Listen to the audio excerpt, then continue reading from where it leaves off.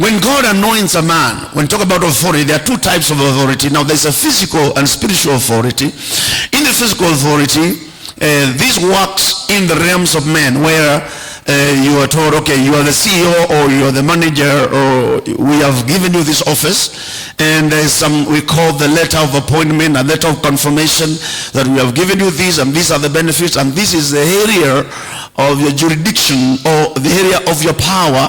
This is where you have authority. Your authority comes from this end to that end. They will give you the parameters of the authority in your office, so when you are seated there, you know what to do and what not to do.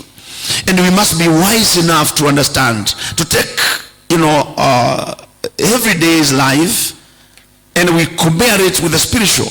Because now in our offices, we know we have certain authority, we have certain power, but we don't have another power in the same place. So there are things that we know we are not empowered to do. Number one, we are not empowered to judge. The judgment belongs to the Son. We are not empowered to do judgment, because judgment belongs to the Son.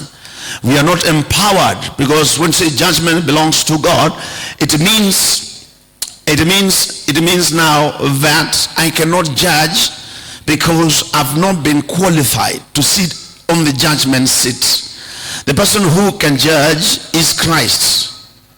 Why? Because he qualified to sit on the judgment seat. We cannot qualify. This is why it is wrong to judge. And that's why the Bible says, don't judge, because you will be judged. The same judgment you put on the other, it will be also put on you. So judgment and unforgiveness. In fact, you are not authorized to unforgive. Because the Bible says, if you don't forgive, you'll never be forgiven. So the authority of forgiveness is removed from you if you don't forgive. Are you listening to me? The Bible says, if you don't forgive, you will not be forgiven. So in Manisha, the authority of forgiveness is removed from you if you cannot forgive.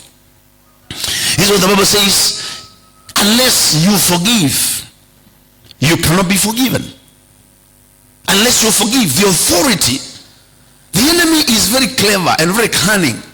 And we have a lot of people who carry unforgiveness, who carry revenge, because the Bible says revenge does not belong to us.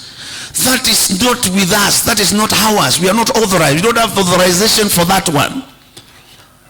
The Bible says revenge belongs to me. So when somebody calculates how he is going to revenge, then the authority is removed from him, and he works with the instruction from Satan and himself. So what happens when you carry revenge? Humility goes out. And the Bible says, be humble.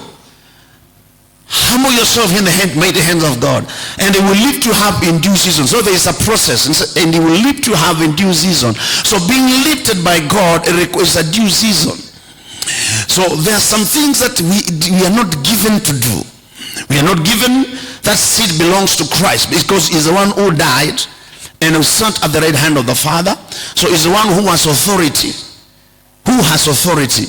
We don't have authority to unforgive or to place judgment. You see, judgment belongs to God.